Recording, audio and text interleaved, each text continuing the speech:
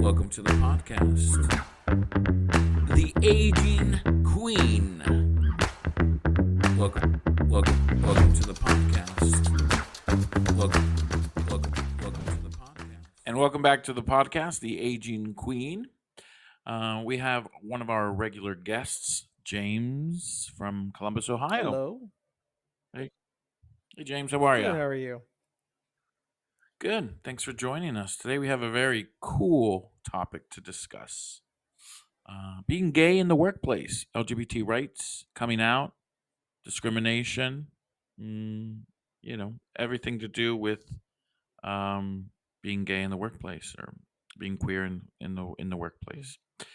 So, James, for some of you that have not that are just joining the podcast, James is one of our regular guests. He lives in Columbus, Ohio. He has lived before in California and also on the East Coast. So he brings a very unique perspective as a gay black man living in Columbus, Ohio, and having lived on the coast before. So now that he is in Middle America, and he works for a corporation. So, James, are you out in your workplace?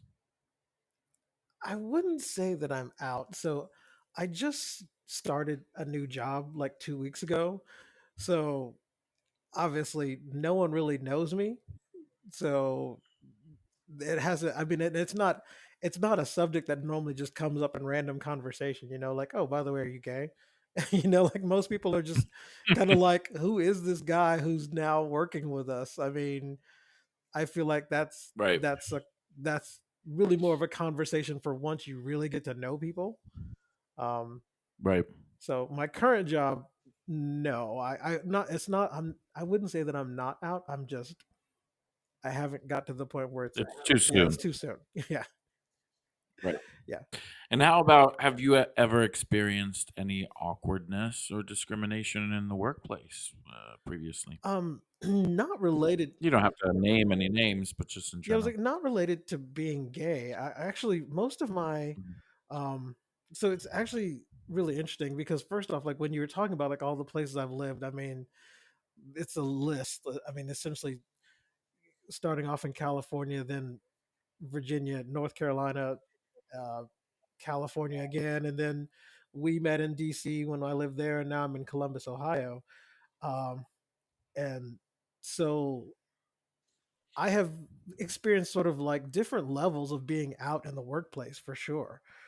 Right. Um, I've had some jobs. Actually, I feel like most of my jobs where I'm was completely out, and most of my coworkers I also considered friends, and so um, they knew about my I guess private life to a certain degree. Obviously, like they're not going to know Hmm. everything, um, but yeah, but my last job, um, it wasn't discussed. I feel like Right. it just was never a topic of conversation. I think there was one person who knew, but that was only because he was also gay, and so we had that bond. Right. Um, I don't think it's anyone's business, to be honest. I think if it's something that someone wants to share with you, if you build those personal relationships in the workplace, then that's great. But I don't think anyone should be asking these questions, especially anyone in an employer kind of position. We have some alarming statistics here, but it's good that we're talking about this. The Williams Institute of UCLA states, after doing a 2021 survey and a study that over 8 million workers in the U.S. identify as LGBT, employment discrimination and harassment against LGBT people has been documented in a variety of sources and found to negatively impact employees' health and well being and to reduce job commitment and satisfaction. In addition to this, 46% of LGBTQ, we can add, workers have experienced unfair treatment at work at some point in their lives. So basically, it's half. Half the people who go to work every day and identify as gay or somehow on the queer spectrum have to live under these appalling conditions in the workplace. I can see that. So, I honestly, I feel like, for one, some people, it's hard to hide that sort of thing. Like it's just who they are, and it's a part mhm, of like everything that they do as a person. And going to work, people see that and they just assume that, right. whether or not it's confirmed or not. Like I would say this probably affects people who are more, um, I guess, on feminine. Um, like I've had, Yeah, I mean, I can see that. like I've had plenty of friends and a couple of ex boyfriends who, I guess, if you met them, you would instantly know that they were gay just by their appearance, by their voice, I guess, by their just movement, just basically who they are as a person. And Right. when confronted in the workplace about that, they were always honest. As far as I know, they would let people know, yes, I am. Now, whether or not Mhm. they experience discrimination in the workplace because of this, I don't know. um, for me, I personally have never experienced that in the workplace. Like there've only been, I can say, a handful of people in my life who have met me and who just flat out said, "Well, I knew you were gay as soon as I met you," you know. Right. um, but usually they haven't been in the workplace. Um, Right. so yeah. Well, you're very lucky because here's some stats about people of color. LGBT employees of color were significantly more likely to report not being hired because of their sexual orientation or gender identity than white LGBTQ employees. 29% of LGBTQ employees of color reported not being hired based on their status, compared to 18.3% of white LGBTQ employees. Also, 36% of LGBTQ people of color experience verbal harassment as compared to 26% of white LGBTQ experiencing the same. So, this is a lot of food for thought. This doesn't Um, surprise me at all. yeah, yeah, it's very sad. I don't want this to be again a negative podcast where it's just gloom and doom. I want to shine a light on a lot of things that aren't being discussed. These topics are important to me. I think they're important to anyone that is growing and going along the journey. That's why I mentioned that you lived in different Hmm. places because this sometimes being in a more friendly environment as members of the community like to gravitate towards San Francisco, New York, bigger markets, but a little bit more gay friendly markets. But you live in Columbus, Ohio, which even though it's very gay friendly, it's still a middle America state, right? Well, that's the great thing about Columbus, is Columbus, as you said, is very uh, LGBTQ friendly. It's kind of weird because Yeah. it's I should say it is the state capital. And as soon as I said that, I thought, you know what? They're actually in the process of passing anti-trans law bills, uh, which is just Ohio, right? well, Ohio is technically a Republican state, so yes, they're it's a shame that they're doing that, and it's horrible. And everyone, like, there's so many people here who hate what's going on, um, and are actively standing up against it and protesting, which is But in the last two elections, Ohio has been kind of a swing state. It's almost a purple state, or it is a purple state, just like Pennsylvania. true. So the thing with Ohio is, all of the major cities are liberal. Columbus being Right. the most liberal of the cities. Like, our Pride Festival here is one of the biggest in the Midwest. I think we're the only city who's bigger than us is Chicago. So, um, Mhm. Every year for Pride, we have I think the numbers at this point almost 1 million people who come in just for Pride weekend, which is just amazing. Right. Um, I can say that working for a large organization here, one thing that I've noticed with a lot of large organizations here is that a lot of them have these diversity and inclusion councils where they're actively seeking, Mhm. people who are, um, I guess you want to say like minorities, whether you're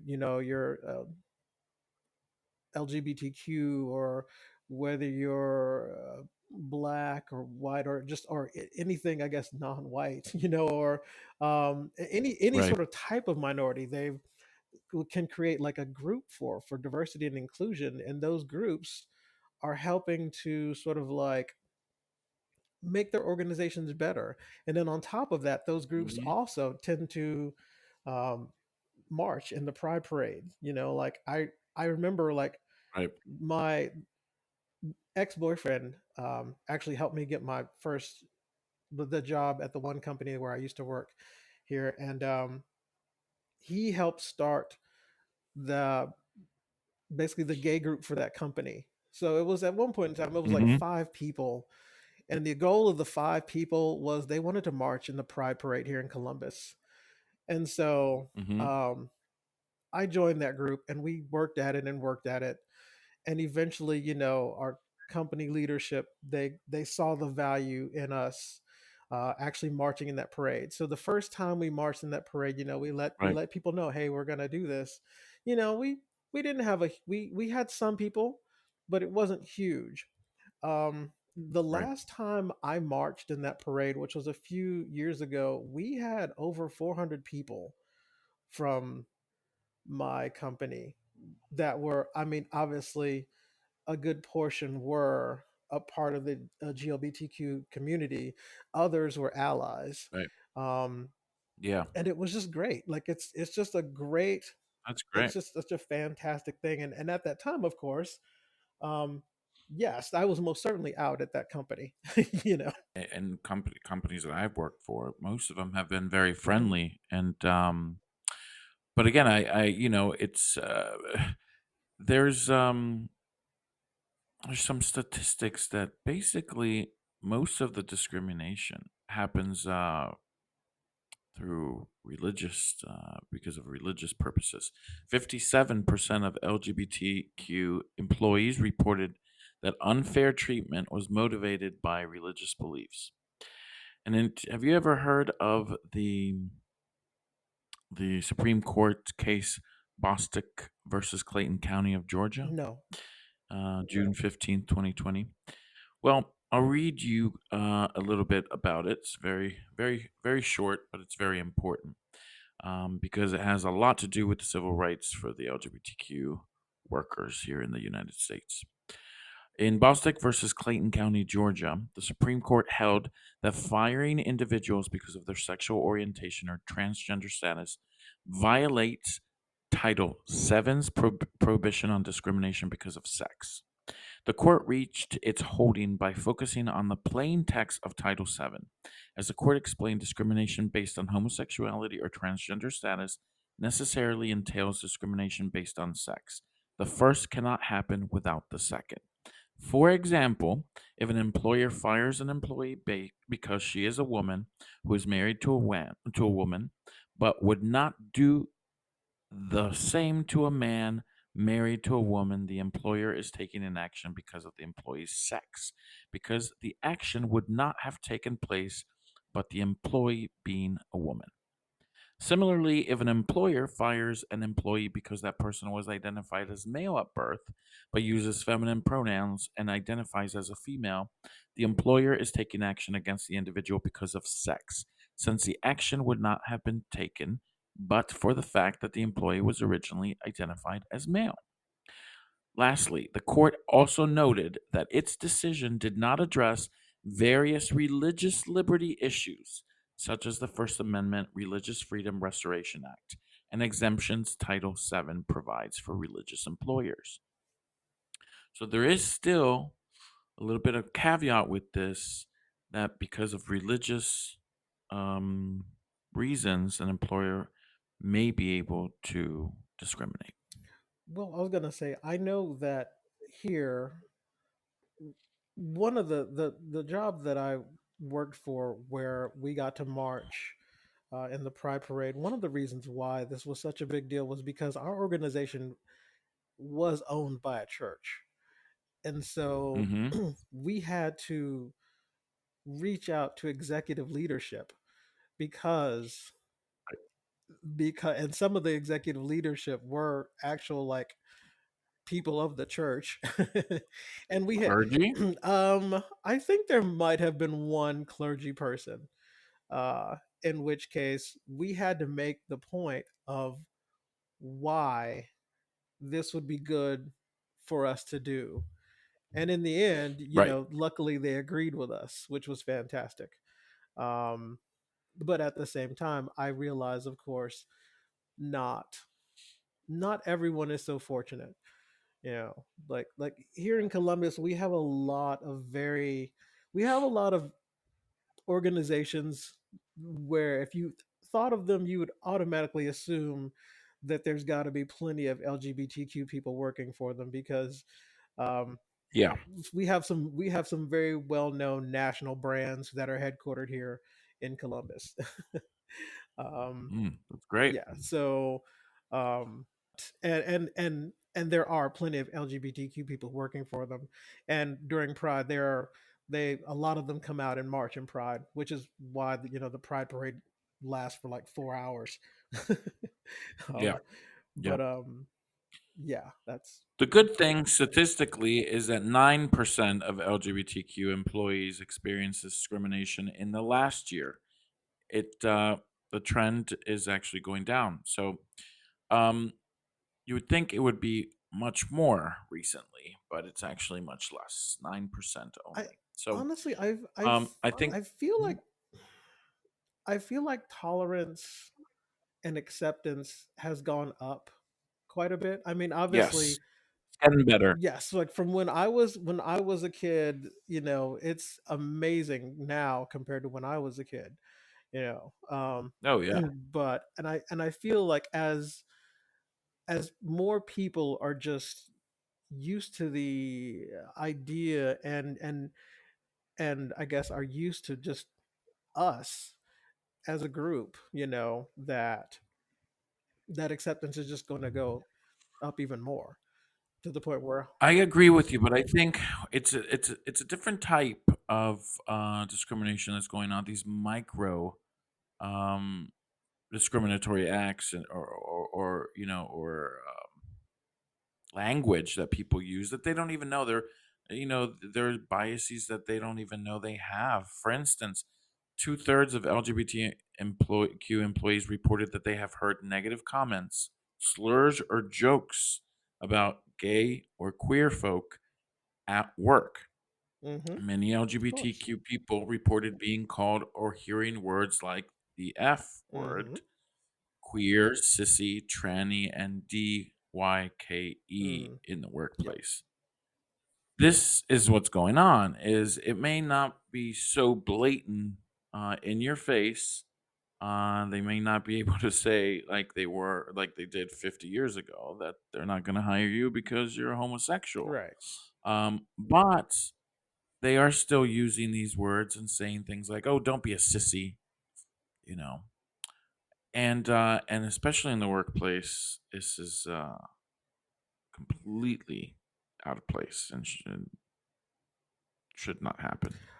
I agree. How do we go about, instead of, yes, we can pout and turn them in to the Equal Employment Opportunity Commission, but is there any other ways to combat this type of microabrasions, for I instance? mean, like one of the Um, things that I've seen so far, and that's actually been a part of like the diversity and inclusion sort of culture, is I have seen where basically it's sensitivity training, you know, yeah, because I work in healthcare, and right. working in healthcare, people have a lot of biases towards, Mhm. that that just naturally just have. And one of those things is sort of breaking those down to say, you know what, we're all people, we all feel,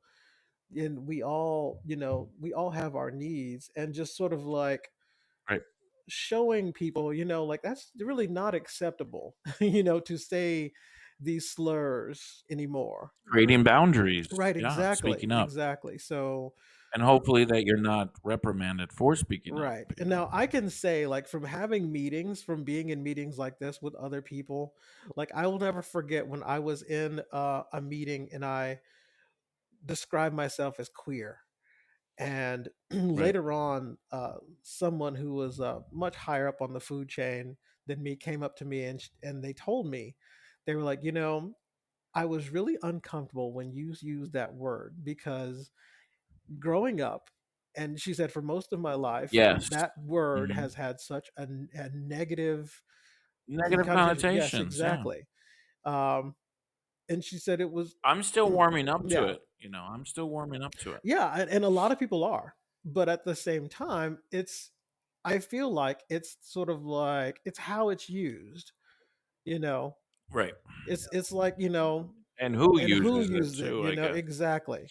So it's just like it's all about like it's one thing if I say, oh, I'm queer, that's there's no harm in that. I'm describing Right. myself as this person. But if there's I've been in a situation in the mountains of North Carolina where you hear somebody scream, queer at a person, and you're like, okay, we're in danger. Language adapts, it Right. changes. We use sometimes, even the word gay was Of used course. even as early as the mid-century just to mean happy, People are still so using the word gay as a negative word. Like, how many times have mm, you seen on a YouTube video or TikTok or whatever, some person saying, "Oh, that's so gay," you know, yeah, like, yeah, I don't like it, right, like I don't like hearing that. Yeah. why is gay a bad thing? Like, Right. like why is that? I don't know. I never understood that. It's not. Exactly. I've It's I've absolutely not. never understood that. So, I don't know where it came from, but I can tell you that, it wasn't around when I was in my 20s. It's something that happened in the vernacular here in the US probably in the last 12 to 15 years. I feel like this is where we're like old men. Um, Like, where did this come from? yeah, but I mean, went to college in the late 90s. I never Right. heard anyone use Right. that kind of slang. So but I think I don't know. It just probably someone used it on TV and it just I mean, I'm still trying to, make fetch happen and all these clueless slang words that Just stop. are It's quite fetch old. is never Uh, gonna happen. fetch is never gonna happen. As if. Um. Anyway, one of my favorite movies. Uh, Looking up some of these statistics is quite eye opening. I think we've gone very far as a community, and there's been a lot of trailblazers and pioneers. Um, and I think we still have ways to go, especially in the workplace. I lived in Europe. I can tell you honestly that I felt it was a little different. I felt on the street, Spain especially, you can be, meaning on the street in personal life, can be openly gay, and it's perfectly fine and acceptable. But in the workplace, maybe it's also because the workplace people don't really get so personal as you probably do here in the US, from my experience of working in both Europe and the US. So it seems like, and then it's the other way around. I feel like in the workplace, you're probably, here in the US, you create more friend groups and you can be quite openly gay in the right environment. Um, but in person, maybe with your neighbors and such, depending where you live, you have to be more careful. Where I feel like in Europe, it's much more acceptable in most Western countries, S- Western Europe. so my I guess my attitude towards being out in the workplace has changed over the years. when Yeah. when I was younger, when I was younger, I was out. I didn't care. Like every, it was not something I thought about. And then of course it was just kind of like most people were very accepting. I'm sure some people weren't.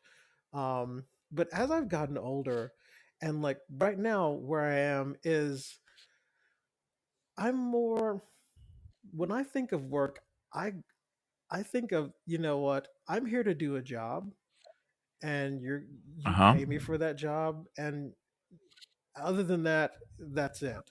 Especially now that my work is remote, so I'm not in the office Right. anymore. So I don't like for the Hmm. most part, if I have to talk to people, it's business related. And sure, we do Right. talk a little bit on the personal level. It's not, I don't feel the need to divulge a ton of personal information about myself.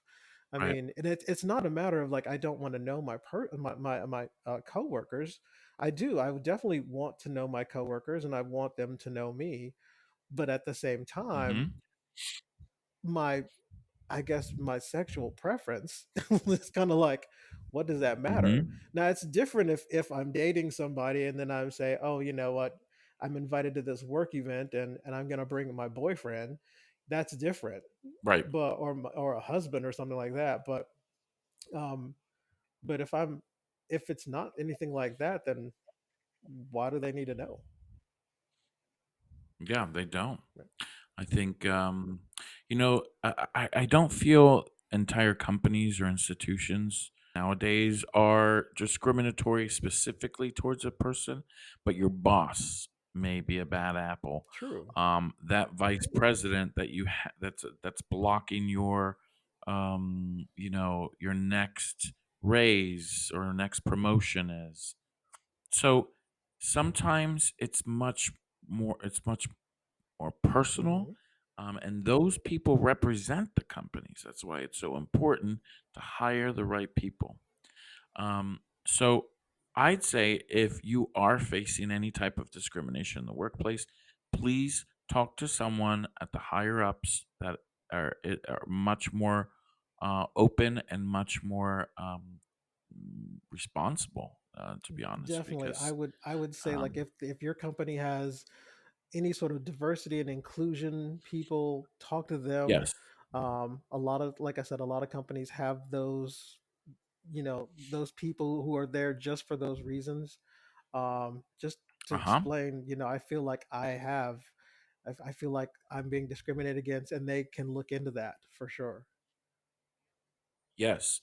And if that does not work, private sector and state local government employees may file a charge of discrimination by contacting the EEOC at 1 800 669 4000. Again, that's 1 800 669 4000, or going to www.eeoc.gov.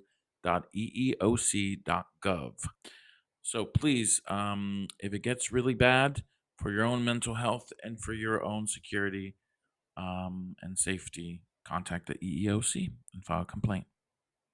So, with this, we'll be talking about this more in future episodes. Um, I think it concludes our episodes. Thank you so much for joining us, James, You're welcome. and bringing such great perspective to the topic. Again, if you like our episodes and our channel in general, please like and subscribe and keep following us anywhere you hear podcasts. So, thanks again and have a great night. And thanks for listening to The Aging Queen. Thank you, James. Thank you.